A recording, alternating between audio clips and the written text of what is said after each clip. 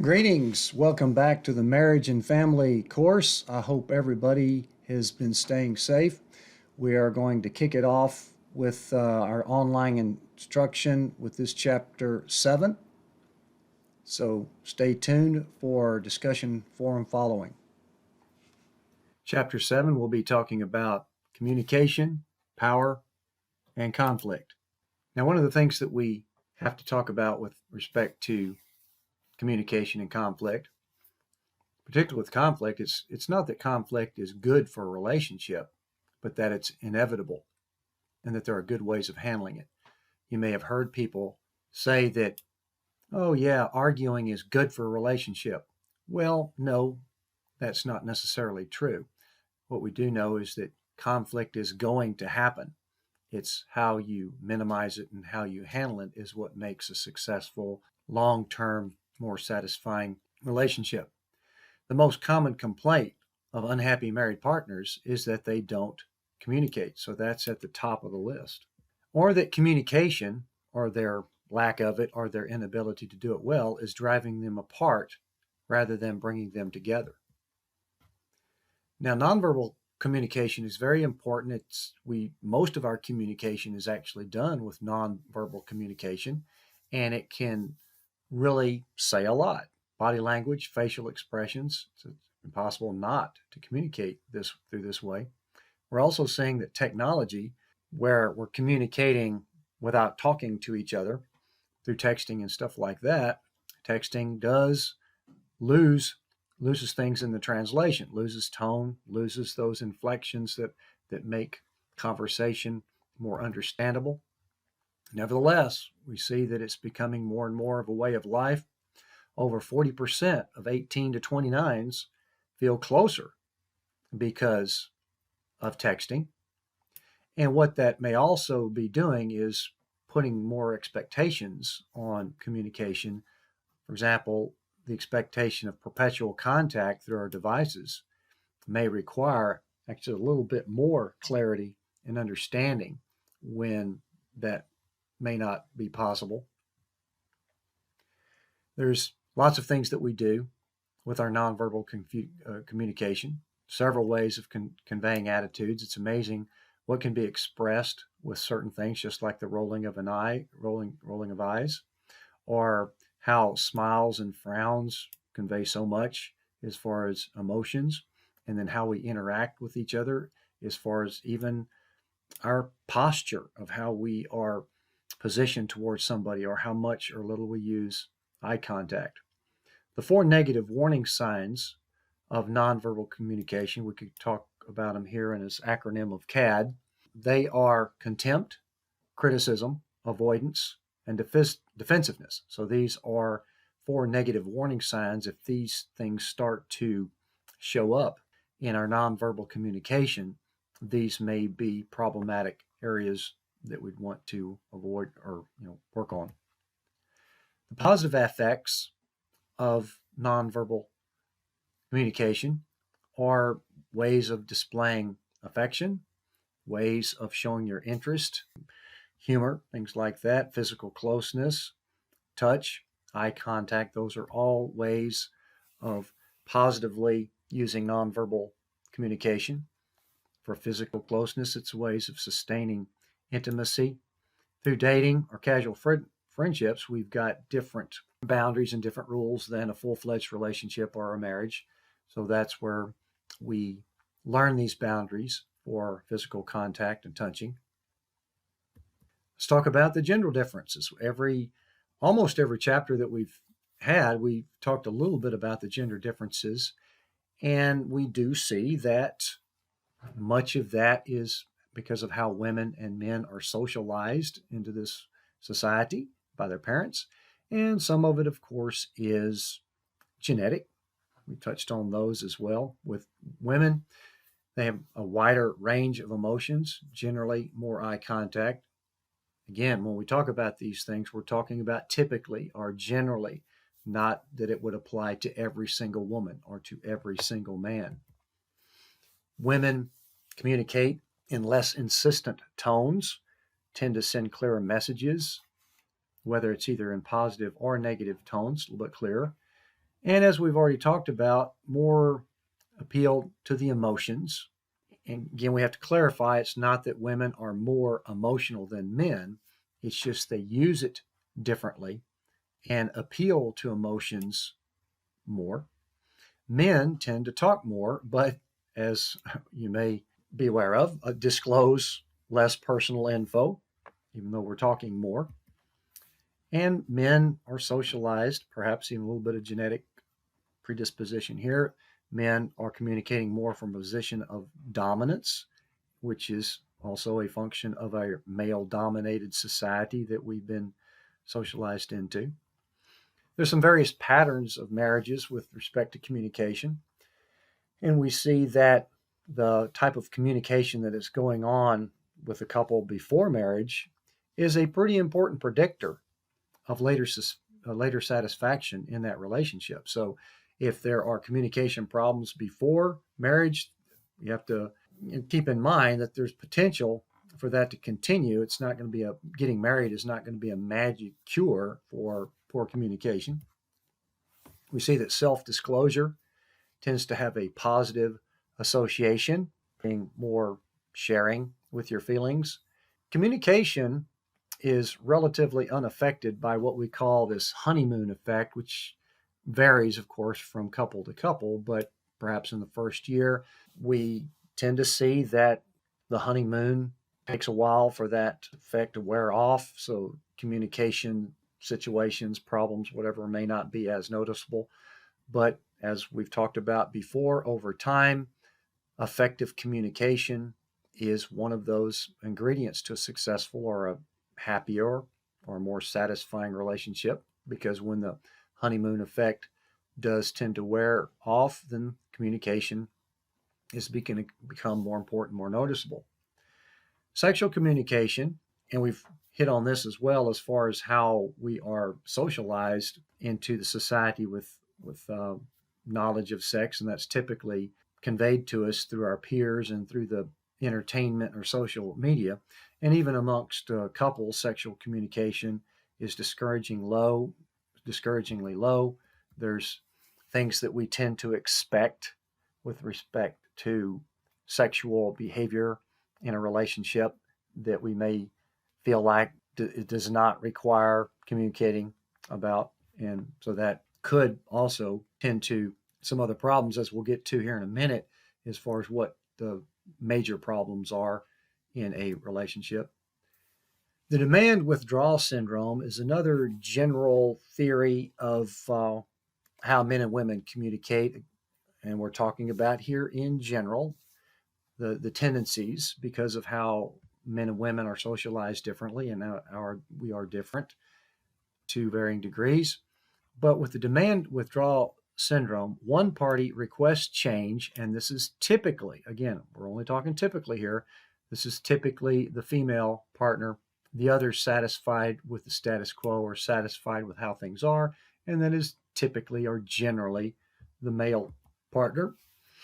So we see that this responds to overtures by leaving the discussion, failing to reply, or changing the subject, wanting neither to argue or agree with the other partner's wishes. So you can see how this, not necessarily a stereotype here, but you can kind of see how those patterns tend to fall into play, that women are more often found to be on the demand side, men more on the withdrawal side, preferring not to talk about it, changing subject, things like that. Part of our socialization process, women are socialized to be more connected, men to be more independent or autonomous. That's just kind of how it goes. And there's probably, because of the several million years that we've taken to become men and women, some of that may have some inherent tendencies as well. And as you could probably expect here, the demand withdrawal syndrome, even though it may seem fairly common or typical in a relationship, it is found to be neither healthy or effective in communications in a relationship. Now, speaking of communication problems, there's a table, 7.1, it's on page 252 in the textbook, where they give a list of more difficult topics to talk about. The top of the list is relationship doubts, where they're looking at perhaps the possibility of divorce. Very difficult to talk about. Second on that is disrespectful behavior, where one of the partners may be being rude or lying about something. And you can look at the others on that list there as well. Men typically resistant to expressing feelings, and even the movies have kind of glamorized the strong, silent type, which in a relationship, though, may be quite frustrating. There's also potential other problems where personal reasons of inadequacy, guilt, or vulnerability may be hindering the communication. And this is another interesting thing that this is why I like teaching in the classroom better than online teaching. I mean, I'm getting the points across here, I hope, but this would have been a good one to brainstorm in class of how difficult it is to go an entire day without telling a little white lie or massaging the truth a little bit just to prevent from hurting somebody's feelings, right? You don't want to be brutally honest all the time. That might even make you unpopular. But that's an interesting trade off that we make in the world. So, how does that apply with a relationship as far as not being totally honest or even telling a white lie to prevent from hurting feelings? So, what we do in many cases is fall back on those four warning signs of nonverbal communication, and that's contempt, criticism, avoidance, and defensiveness. So instead of those things, we want to use more positive strategies. So these are some things that could get into the self-help territory that I've talked about before in the class. Take it for what it's worth, but this is what research and study has found to be more effective. And as far as conveying your own feelings, expressing appreciation and respect, and accepting responsibility for certain things, we've already talked about how minimizing conflict is more importantly than accepting that, yeah, well, conflict is going to happen. Well, yes, it is, but you still want to minimize it and resolve it non destructively. Affection and tenderness, we've already talked about how those are successful nonverbal strategies. More time communicating, understanding these nonverbal messages that we may be sending or receiving, how they could be almost as harmful as the verbal communication. And then being positive, that's, of course, that's a pretty big mantra, catch all type thing, but that's easier said than done. And we want to, well, we do understand that even if you kind of force yourself to be enthusiastic, then you will be a little bit more enthusiastic. So if you force yourself to be more positive, then you could potentially set more habits being that way. Now let's shift the gears talking about power in a relationship, and that's the ability to influence another person to do what you want. And even in today's world, we certainly have these power differences, particularly between the genders. We see that happiest marriages appear to be based not on coercion, whereas one partner is forcing in some way the other, or manipulating in some way the other person to do what they want, nor are they based on what we call tit for tat, which means I'm going to do you just like you did me, that particularly with respect to negative behaviors. But as expected, things such as caring, mutuality, and respect do associate with the happiest marriages. And we've got these embedded unequal power relationships in society. And if they're in a relationship, they are just as difficult to change. We see that egalitarian attitudes in democratic societies, for example, perhaps more so, are increasing, but the imbalances still tend to favor males, which is not surprising in male-dominated societies. Women do have more power in certain respects, that particularly when men defer that to them with respect to child raising and caregiving. Women have considerable power, even decision making and authority. in those respects because men tend to defer that to them. Still kind of falls into these stereotypical expectations or traditional norms, which change, but they change relatively slowly. And in some cases, they may not change at all for a while. They are changing somewhat, particularly in Western democratic societies. Now let's look at some theories and the definitions of some theories, because we can't get through a college class without, or even one single lecture, without talking about some theories that some social scientist has come up with. The relative love and need theory, that is defined as where one partner may be gaining more from the relationship than the other partner, and thus that partner may be more dependent on the other one because of that. If there's something that one partner is gaining more from, whether it's love or money, whatever it may be, then may be more dependent on that relationship. The principle of least interest, this is where a partner with the least interest in the relationship enjoys most of the power and may threaten to leave. This could be difficult if you're married with this situation, but we see in quite often one person is not as interested as the other and therefore may wield some power because of that. The resource theory, this does have a little bit in common with the earlier one, but here we're talking about particularly finances in particular. The partner with the larger or maybe even the sole source of finances takes more of the decision making, and in that case has considerably more power. So that gives you a pretty big distinction there between the relative love and need theory. Oh, back here with the principle of least interest, the other partner may also be more emotionally invested to where that provides that imbalance as well. One of them may be least interested, or one of them may be more emotionally invested. With the resource theory, as we see in male-dominated societies, this is linked more to the husband. And this is an insecurity issue. Certainly doesn't apply to all men, but could potentially be a factor that if their wives have increased earning power, the husband may feel threatened as a result of that.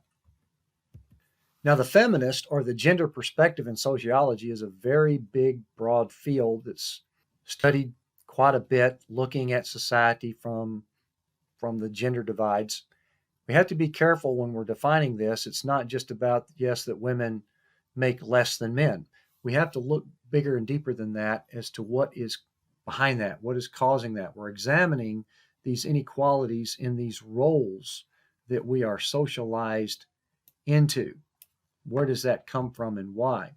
We're looking at the influence of society on the power in marriage. For example, patriarchal societies or the way men are socialized then reflects that power in the marriage. So how and why? Where does that come from? How housework is divided between the men and the women. We're looking at marriage in a wider family context. So we've got to be able to explain this feminist or this gender perspective a little bit more deeply rather than just throwing out an example of a consequence of it that, yes, women make less than men on average. When you study these relationships, we see that egalitarian or more equal relationships tend to show the lowest levels of violence. And what the gender perspective is doing, not necessarily from a normative view, because we live in a patriarchal system. The United States, just like every other society in the world, is patriarchal. It's male dominated. And we could just study and go way back to try to figure out how and where that came from. But the gender perspective is questioning that, kind of pushing that line as to, where are the costs and benefits of that patriarchal system. Talking a little bit more about conflict in particular here, as I said before, conflict is inevitable and it's not necessarily dangerous to a relationship unless it is pervasive and destructive and Main thing, of course, is how it is handled. Do we want this conflict resolution to be mutually acceptable or satisfying? Are we going to have some changes in behavior in order for this to happen? If we do, since some amount of conflict is going to happen and it's inevitable, will growth and solidarity result from this successful conflict resolution? Self-silencing or ignoring the issue tends to be more harmful to women's health because of bottling in those emotional needs. With men, it's a little bit normal for them to not talk about it or to walk away from it. So there's where we see some differences there. And with any conflict issue is anger at the root of it.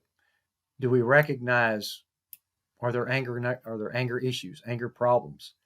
Does it escalate or could it escalate to violence? Can we seek help for that?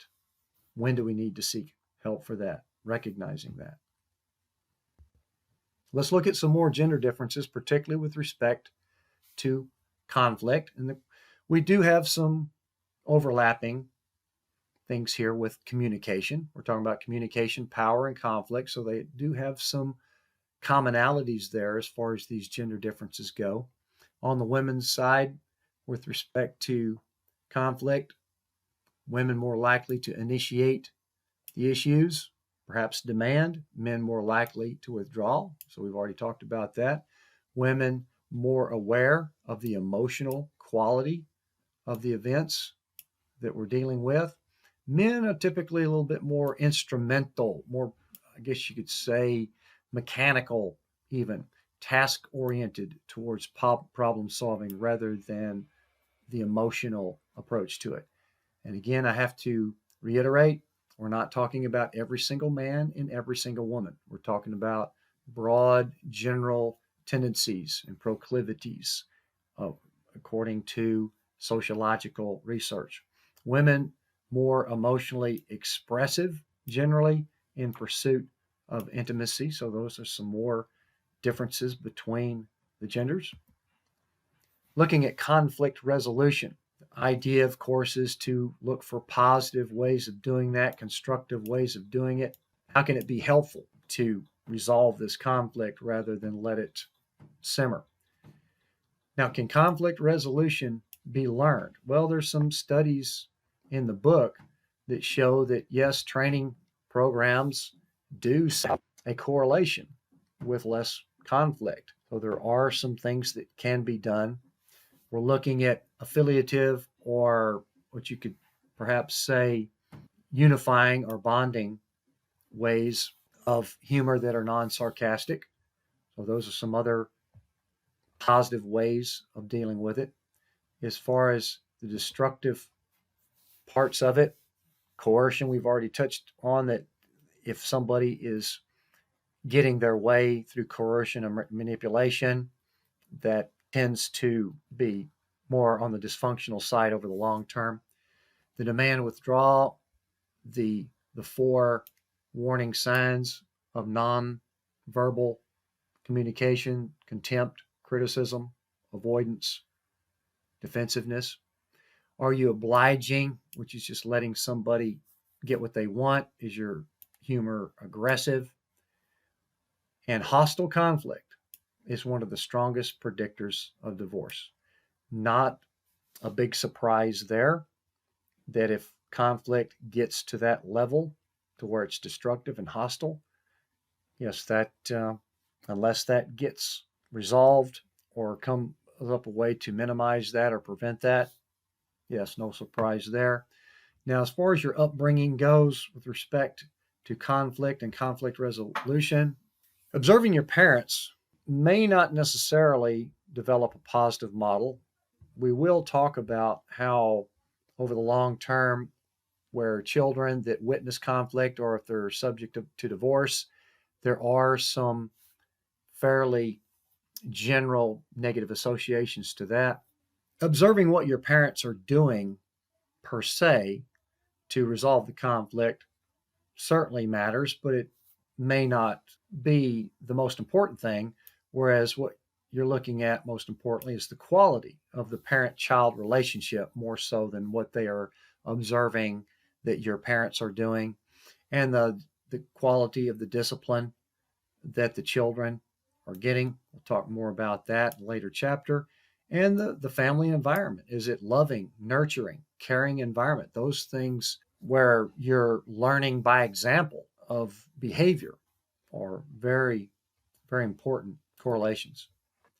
Now, when we look at what areas of conflict that couples have, we can talk about the sexual issues where there may be different expectations, different timings, different desires, different tastes.